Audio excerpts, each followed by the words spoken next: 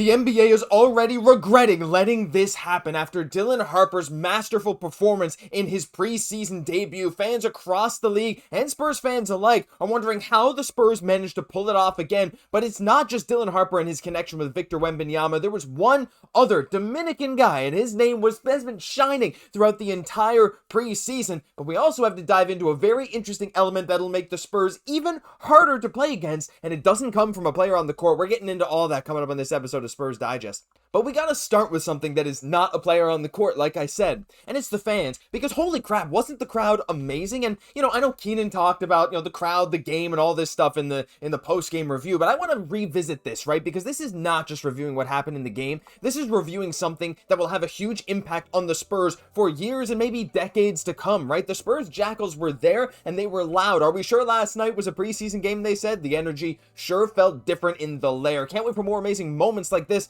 throughout the season. And you have Jazz fans. Walter Kessler's #1 fan on Twitter. Gotta give it to the Spurs crowd. Spurs culture. For a preseason game, the Spurs crowd has been pretty loud. I think the Jackals are doing their job. Excited to see how this plays out throughout the season. And, even the Jazz commentators were mentioning the Spurs crowd and just how loud and good they were sounding. And it honestly was, I don't want to say a different feeling, because Spurs crowds, as we know, have always been so good, but this does add a whole other element to it, right? And again, you're watching them, you're looking at them, the intensity throughout the whole game. It reminds you of watching some football or soccer, whatever you want to call it. We got lots of people from around the world that watch this channel, so I'm going to use both words. But this is something that you see a lot in European crowds. I mean, have you guys watched any of these recent EuroLeague, warm-up clips where the whole crowds are in unison, chanting at the other team or chanting for their team? The NBA just hasn't really seen that yet, and this is the start of it, right? This could very well be the start of something huge for the rest of the NBA, let alone the San Antonio Spurs that Victor Wembanyama has petitioned for and has started with the Spurs Jackals. It's going to make it terrifying to play against this team. It's going to be the best home court advantage in the NBA if these Spurs Jackals continue to do what they did even for that preseason game, and the rest of us fans will catch on, right? You're not going to be able to go to a Spurs game and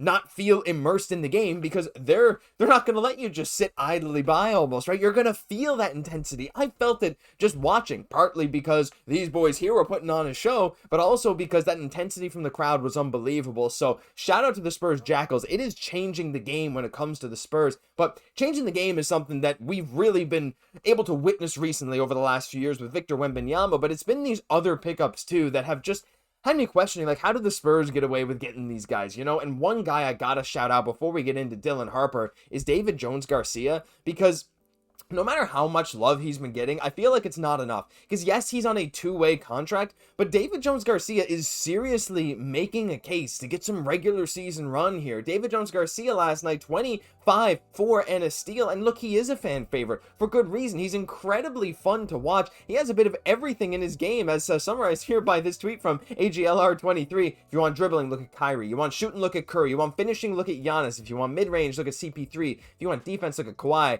If you want all of that, look at David Jones Garcia. And I can't help but agree. And again, David Jones Garcia, I don't know how much time he'll actually get in the regular season, because this Spurs roster is kind of deep, right? We have a lot of really good players, but as you can see, everyone is singing the praises of David Jones Garcia. 20 points in 17 minutes. Again, and this is not to talk about, oh, look at everything he did last night, but it's to look at what he could do for the Spurs moving forward, because his skill set, the fact that he was quite intense and making some good defensive plays as well, knocking down that three when it mattered, David Jones Garcia throughout the whole preseason and all summer league has been very impressive, right? And during summer league, I was I don't know, will that game really translate to NBA opponents? And the answer clearly right now is yes. I'm not saying it's going to translate to 15, 20 minutes a night in the NBA every single night, putting up 10, 12 points a game, but I can see the path where it could. And again, developing with the Austin Spurs is never a bad thing, but having this guy in your back pocket,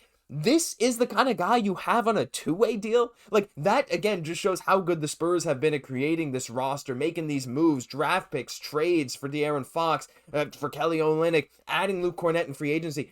This team has become so deep that a talent like David Jones Garcia, who is a fan favorite, is on a two-way deal. And he has worked his butt off to get to where he is. And I am so excited to see what he can do this season, because I think it would be an unbelievable story to see him take the leap and eventually play some games for the Spurs. He said he made a promise to his father that he would play a game in the NBA, and he did keep the promise, playing in the preseason right now. So that's such a heartwarming story as well. Shout out to David Jones Garcia. And I know we got guards who are not playing right now, like Fox, like Castle, and Harper's on a minutes restriction, but I think Jones Garcia could really do something for the Spurs. So shout out to him. I really enjoy this, but we got to talk about the man of the hour here. And look, I know we could run the highlights from last night all night long, but I'm starting to see the prevailing opinion of even fans from other teams just being like, how did this happen again? How did the Spurs get another guy who could very well have been a number one pick in so many drafts? By the way, you want this sweater? Check out our link in the description, Die Hard Addicts. Like, seriously, one of the best sweaters I've ever gotten. 100% cotton, made in Texas. If you guys have been watching the videos a lot, you know that, but I absolutely love all the stuff we got from Die Hard Addicts. But let's just take a look at some of the stuff we've been seeing. Mr. Ass saying Dylan Harper is the second priority behind Vic immediately. It doesn't have to be rushed, but it has to be known. Didn't need a preseason game to tell me that, but it helps. I mean, like, that's the thing, right? Dylan Harper has that it factor, and I'm not going to break down his stats from the game, because again, that's not what this video is about. It's about what he did and how it looks for the Spurs moving forward, and that impact. Again, he's got a swag about him. Even that there was a step back, like short corner lefty jump. Well, obviously he's a lefty jumper, but a short corner step back jumper that he made. It's not in the highlight clips here, but everything he did, he was scoring in various ways. He was shooting, he was driving to the net, he was even throwing lobs to Wemby. He actually said, he's like, I gotta throw it higher next time. But 9 points, 3 assists, 4 for 6, plus 20. The impact was absolutely there. NBA University, who's out there tweeting a lot about different NBA players, especially young ones. Whew,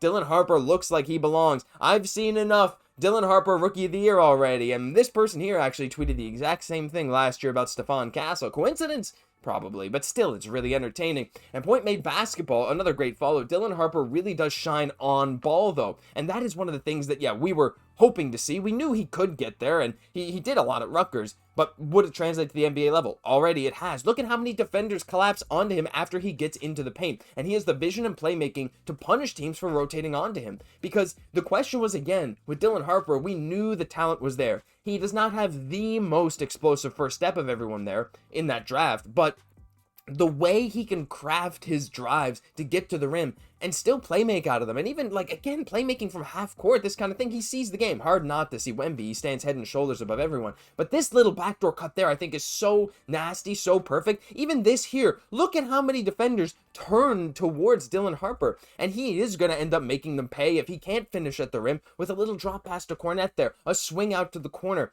It's the impact he has on the team in just that short amount of time, and it has people wondering, like, again, how did the Spurs get away with this? I think we're going to be asking that question for so many years. People are calling him, look, the nickname for Wemby and Cornette has already been called French Vanilla, and I absolutely love it. But I've seen people call this the 1-2 punch, and I am cool with that too. We got so many nicknames: Area 51, 1-2 punch, French Vanilla. They're just going to keep coming. We had the Big Three, Big Fundamental, like so many amazing nicknames.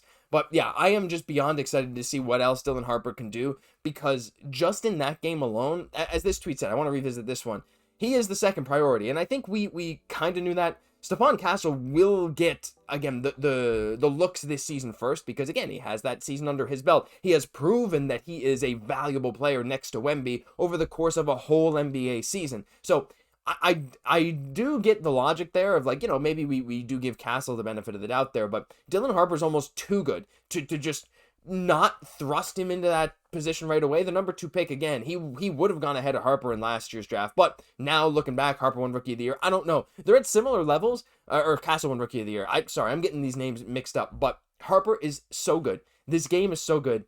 I don't know how the Spurs got away with this, and it's going to look so good for so long. People are sleeping on the pure talent the Spurs have because so many people are focused on fit. I understand the fit could be a concern with Fox and Harper and Castle and all this, but the pure talent level is just going to make the Spurs so good, and it's going to be horrible to play against. Plus, we got that crowd now behind us. Oh, unbelievable. Leave your thoughts on everything down below. That'll do it for this episode of Spurs Digest. And hey, if you enjoyed, hit that subscribe button. We got videos coming all season long just like this one. I know you don't want to miss one. I'm your host, Josh Gosse, and I'll catch you all in the next one.